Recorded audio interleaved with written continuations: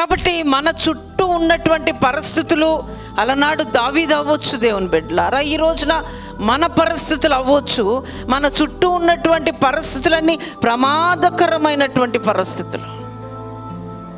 అది మనుషుల వలన అవ్వచ్చు, పరిస్థితుల వలన అవ్వచ్చు, లేకపోతే పరిపాలన వలన అవ్వచ్చు,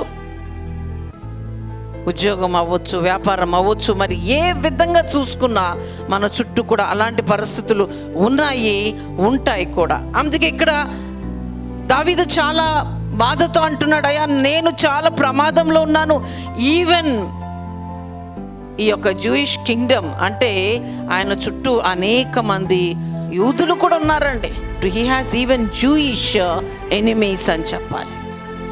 అంటే వాళ్ళని వీళ్ళని లేదు, మరి ఎందుకు అంత శత్రుత్వం ఆయన మీద, ఎందుకు అంత పగ?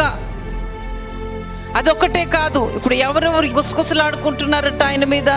ఆయన చుట్టూ ఉన్నటువంటి నైబరింగ్ కింగ్డమ్స్, ఆయన చుట్టూ ఉన్నటువంటి జూయిష్ ఎనిమీస్, యూదులైనటువంటి శత్రువులు. అంతేకాదు మరీ ముఖ్యంగా సౌలు. ఎందుకంటే సౌలు రాజు కింద దావీదు ఉన్నాడు కాబట్టి ముఖ్యంగా కింగ్ సౌలు అనేటువంటి రాజు మాత్రం దావీదు మీద ఎక్కువగా సమయం కోసం ఎదురు చూస్తూ ఉంటున్నాడు. ఎప్పుడు దావీదు దొరికితే చంపేద్దామా అని. అందుకే దావీదుని మనం బైబిల్లో చూస్తాము, సమూయేలు గ్రంథంలో చదువుతాము. అనేక పర్యాయములు ఆయన పారిపోయినటువంటి పరిస్థితి, ఆయన దాక్కున్నటువంటి పరిస్థితులు, గుహల్లోకి వెళ్ళి దాక్కొని కీర్తనలు రాసినటువంటి పరిస్థితులు మనం దావీదు జీవితంలో చూస్తాం. అందుకే ఇక్కడ 14వ వచనంలో అంటాడు, యెహోవా నీ యందు నమ్మిక ఉంచి ఉన్నాను, నీవే నా దేవుడవని నేను అనుకొనుచున్నాను. ఇక్కడ as for me lord I trust in you.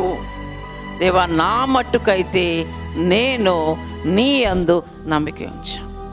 వాళ్ళేమనుకుంటున్నారో నాకు తెలీదు, వీళ్ళేమనుకుంటున్నారో నాకు తెలీదు. వాళ్ళందరూ నా గురించి విరోధముగానే అనుకుంటున్నారు, నన్ను ఒక శత్రువుగా చూస్తున్నారు, నన్ను చంపేయాలని చూస్తున్నారు, నా రాజ్యాన్ని పడేయాలని చూస్తున్నారు, నా కుటుంబాలని సమూలంగా నాశనం చేయాలని చూస్తున్నారు.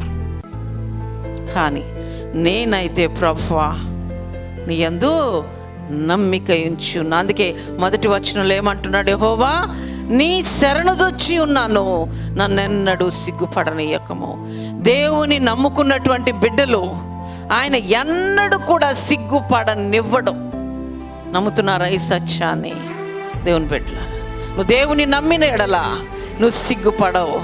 నిన్ను సిగ్గుపడేటువంటి పరిస్థితులకి దేవుడు తీసుకెళ్ళాడు, నిన్ను అవమానాలు గుండా దేవుడు తీసుకెళ్ళాడు. ఆయన బిడ్డల్ని ఆయన ఎప్పుడు అలాంటి పరిస్థితులు గుండా తీసుకెళ్ళాడు. ఈ గొప్ప సత్యాన్ని మనం నమ్మిన ఎడల దేవుని మహిమను చూస్తాం.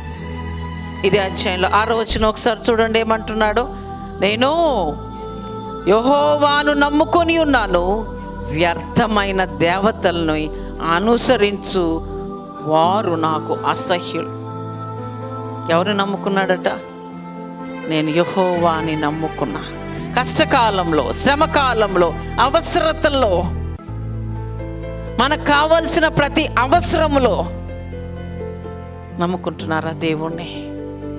ఉదయకాలంలో లేచి, ఇది నా అవసరం, this is what I want lord, నా జీవితంలో నాకు ఇది జరగాలి ప్రభువా, ఇది నాకు అవసరమై ఉన్నది ప్రభువా, నువ్వు తప్ప నాకు చేయగలిగిన వాళ్ళు ఎవరు లేరయ్యా. కొన్ని అందరూ చేయలేరు. మనుషులకి శాతకానిది, మనుషులకి అసాధ్యమైనది దేవునికి మాత్రమే సాధ్యము. గుర్తుపెట్టుకుందాం. అన్ని మనుషులు చేయలేరు, అన్ని మానవుల వలన పొందలేము. మనకున్న కష్టమో, బాధో, దుఃఖమో ఎదుటి వాళ్ళకి చెప్పుకోగలం దేవుని బిడ్డలారా. కానీ ఎదుటి వాళ్ళ దగ్గర నుంచి సహాయం మాత్రం వాళ్ళు చెయ్యాలన్నా చేయలేని పరిస్థితులు, చెయ్యగలిగినవి కాదు.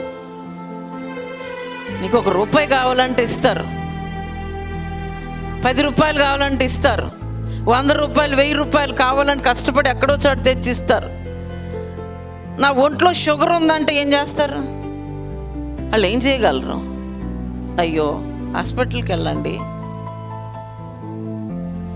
లేకపోతే మనసు నాకు అసలు బాగలేదు, మానసిక స్థితి చాలా ఘోరంగా ఉందంటే ప్రార్థన చేసుకోండి. ఇక కొంతమంది తీర్థయాత్రలకు వెళ్ళండి, అవుట్ ఆఫ్ స్టేషన్ వెళ్ళండి, మంచి ప్లేసెస్కి సజెషన్స్ మాత్రమే ఇవ్వగలరు. కానీ what else can they do? కానీ నీకు మనశ్శాంతి కావాలన్న దేవుడు ఇవ్వగలడు, నీకు ఆరోగ్యం కావాలన్న దేవుడు ఇవ్వగలడు, నీకు ఆనందం కావాలన్న దేవుడు మాత్రమే ఇవ్వగలడు. కాబట్టి ఇక్కడ దావీదు అంటున్నాడు, అయ్యా నేను నిన్ను నమ్ముకున్నా, నేను నిన్ను నమ్ముకున్నా, నన్ను ఎన్నడూ సిగ్గుపడనివ్వవు. దేవుని నమ్ముకున్న వాళ్ళని దేవుడు ఎప్పుడు కూడా సిగ్గుపడనివ్వడు. ఇది అనుభవంతో చెప్పొచ్చు. లేకపోతే మన చుట్టూ ఎంతోమంది చూస్తాం మనం, వాళ్ళని చూసినప్పుడు కూడా అరే దేవుణ్ణి నమ్ముకున్న ఈ కుటుంబం ఎంతగా ఆశీర్వదించబడింది,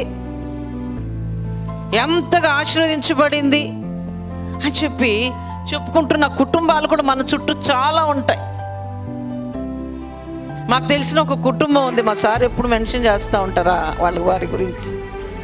చిన్నపాటి ఉద్యోగం, చిన్న టీవీఎస్ వేసుకొని ఆయన సువార్తవాణిలో పనిచేసేవాళ్ళండి. 4 కుమారులు. ఎంత ప్రార్థన చేసే కుటుంబం అంటే అది నార్మల్ ఫ్యామిలీ. ఒక గవర్నమెంట్ ఎంప్లాయీస్ కాదు, నెల అయ్యేసరికి ఇంత జీతం వచ్చే పరిస్థితులు కాదు. కానీ 4 బిడ్డలు, బాయ్స్ 4 కూడా ఎంత గొప్పగా దేవుడు వాళ్ళని ఉన్నతమైన స్థాయికి.